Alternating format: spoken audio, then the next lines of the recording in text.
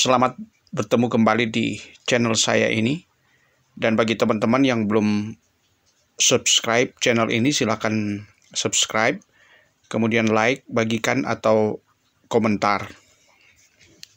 Oke, teman-teman, berikut ini saya ingin membahas tentang kehidupan pekabar Injil Johann Gottlieb Schwarz yang datang bersama dengan Johann Friedrich Riedel di Tanah Minahasa pada tanggal 12 Juni tahun 1831. Hari kedatangan kedua pekabar Injil ini selalu dirayakan sebagai hari ulang tahun pekabaran Injil dan pendidikan Kristen di Tanah Minahasa. Namun kali ini saya hanya akan membahas tentang kehidupan Johann Gottlieb Schwarz, dan nanti berikut akan membahas secara tersendiri juga pekabar Injil Johann Friedrich Riedel. Sebagaimana yang saya kemukakan tadi, kedua pekabar Injil ini, Johann Gottlieb Schwarz dan Johann Friedrich Riedel, tiba di Manado pada tanggal 12 Juni tahun 1831.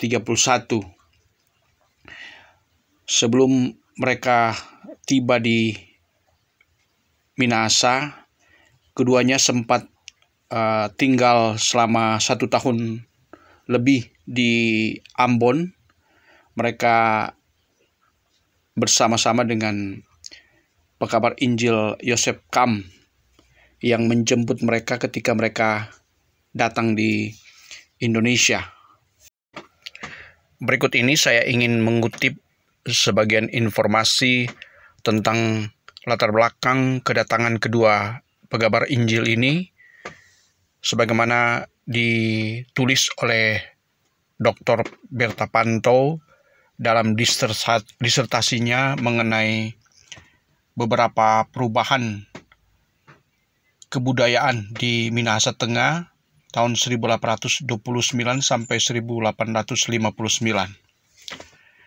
Di bulan Agustus tahun 1829, rombongan penginjil yang meninggalkan Rotterdam menuju Indonesia pada tanggal 29 November tahun 1829 dengan menumpang kapal De Jong Adriana, mereka tiba di Batavia atau Jakarta.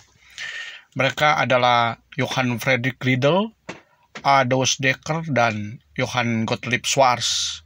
Mereka disambut oleh Joseph Kam sebagai wakil resmi sending di Indonesia yang berkedudukan di Ambon, karena pusat sending pada waktu itu adalah Ambon. Keduanya, yaitu Riedel dan Schwarz, bersiap-siap untuk melanjutkan perjalanan ke Timor, sedangkan A. Douwes tinggal di Jakarta. Saat itu Riedel maupun Schwarz belum memikirkan tentang Minahasa. Mereka ditemui Joseph Kam yang menjelaskan bahwa Timor belum dibuka sebagai daerah penginjilan NZK. Riedel dan Schwarz berhasil diyakinkan juga oleh Gerrit Jan Hellendoorn betapa pentingnya pedalaman Minahasa. Dan kemudian mereka menerima tawaran itu dan mereka mengikuti Joseph Kam untuk pergi ke Ambon. Hal ini berkaitan dengan peraturan-peraturan pemerintah pada waktu itu yang tercantum dalam Reglement di tahun 1820, di mana tempat-tempat yang sepenuhnya menerima ajaran Islam tidak boleh diadakan penginjilan. Namun demikian, pekerjaan itu bukan langsung dengan mulus dapat dilakukan Riedel dan Schwarz. Hampir bosan menunggu di Ambon sebelum mereka dapat menginjakkan kaki di Minahasa. Bermacam soal harus dihadapi, di samping soal bahasa, adaptasi dengan lingkungan, mempelajari cara-cara penginjilan yang dikehendaki oleh NZK, dan yang paling sulit adalah soal keuangan. Sebagaimana diketahui, ketika keduanya tiba di Manado pada tanggal 12 Juni 1831, mereka tinggal di rumah pendeta Gerrit Jan Hellendoorn, di mana pada sekitar seminggu kemudian mereka diantar oleh Gerrit Hellendoorn untuk mengelilingi Minahasa. Dari hasil perjalanan mereka mengelilingi tanah Minahasa itu, Riedel kemudian memilih untuk tinggal di Tondano, sedangkan Schwarz memilih tinggal di Langowan.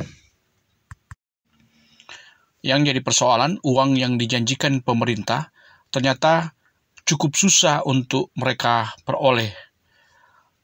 Ketika mereka kembali ke Manado, Hellendoorn memberitahukan bahwa permintaan subsidi sebesar 120 gulden per bulan untuk seluruh keresidenan telah ditolak pemerintah dan dibatasi menjadi 50 gulden per bulan untuk daerah Minahasa. Bulan April tahun 1832, Schwarz masih berdiam di Kakas menunggu selesainya pembangunan rumah yang ada di rumahnya yang ada di Langowan. Catatan ekstrak akten Desember 1832, dari sisa uang yang diperolehnya, Schwarz membeli sebidang tanah yang cukup luas di Langowan dengan maksud akan dijadikan tanah pertanian, ditanami dengan ubi jalar yang dalam bahasa daerah disebut wolaang, serta bermacam tanaman lainnya yang dapat dipakai sebagai apotek hidup. Dalam beberapa surat dari tahun 1834, Schwarz menyatakan kekagumannya terhadap beberapa pohon tertentu yang tumbuh di Minahasa. Ia terutama menyebut pohon seo yang dari akar sampai ke ujung daun sangat bermanfaat.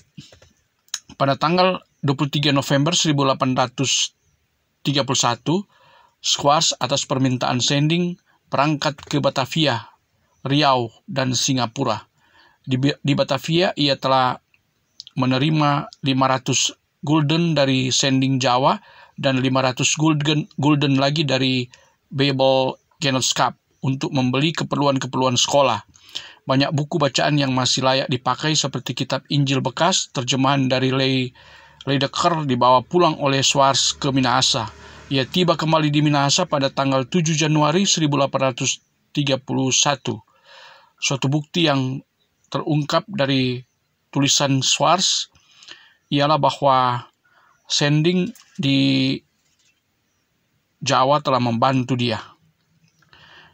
Selain itu, Schwarz juga mendapatkan pasangan hidup yang sangat membantu dia, yaitu istrinya yang bernama Femice Constance. Mereka menikah pada tanggal 15 Agustus 1832. Dan dia juga memiliki seorang anak lelaki yang kemudian terkenal sebagai penginjil, yaitu Johann Albert Tragot Schwarz atau J.A.T. Schwarz, yang menulis beberapa buku tentang Minahasa. Dalam perjalanan hidup Schwarz, sebagaimana disampaikan tadi, bahwa ia sebelum tinggal di Langowan, ia tinggal di sebuah rumah di Desa Tonolet, Kecamatan Kakas. Rumah yang sudah berumur ratusan tahun ini menjadi salah satu situs sejarah di mana Schwarz sebagai seorang pekabar Injil pernah tinggal, bahkan juga sambil melayani di Kakas. Schwarz adalah seorang yang bertubuh gempal dan pendek, sebagaimana diungkapkan oleh Nicholas Grafland yang juga pernah mendampingi Schwarz dalam melakukan pelayanan di tanah Minahasa. Di saat Schwarz datang di Langowan, setelah ia menikah dengan Femice Constance pada tahun 1832, Schwarz menghadapi banyak tantangan, baik karena masyarakat di Langowan yang masih terikat dengan agama suku, agama tradisional, begitu juga dengan para pemuka masyarakat, para walak sangat menentang kehadirannya di Langowan. Itu bisa kita baca dalam sejarah di mana kepala walak yaitu Tendap Saerang dan juga Fiskal Irot, kemudian juga Benyamin Thomas Sigar awalnya menentang kehadiran dari Schwarz, tapi dalam pendekatan-pendekatan manusiawi yang dikenal dengan Humanity of Christ, akhirnya mereka bertobat dan menjadi Kristen, dan bersama juga dengan keluarganya, terutama istri mereka yang bertugas sebagai walian tulus atau pemuka agama suku, akhirnya mereka percaya kepada Yesus sebagai Tuhan dan melakukan ajaran-ajaran Kristen yang dibawakan oleh Schwarz. Schwarz sangat terbantu oleh istrinya yang mampu berbahasa Minahasa, baik bahasa Tonsea, Tombulu, Tolour, dan lebih khusus Tontemboan. Karena di masa itu masyarakat di Langowan sangat kental dengan bahasa daerah Tontemboan. Dan Schwarz bukan saja melayani wilayah Langowan, tapi juga di seluruh Minahasa Tengah, yaitu Tompasok, Kawangkoan sampai Sonder, juga Kakas dan Remboken. Bahkan ia juga melakukan pelayanan sampai ke Ratahan, Belang, dan juga di bagian utara Minahasa, yaitu di Kemah. Bahkan juga sekali-sekali dia ke Amurang. Begitu luasnya pelayanan Schwarz itu, dan dia sering mengadakan perjalanan dengan menggunakan seekor kuda. Bahkan juga dia sempat didampingi juga oleh pembantu atau penolong Injil yang dia didik, yaitu Adrianus Angko dan Silvanus Item.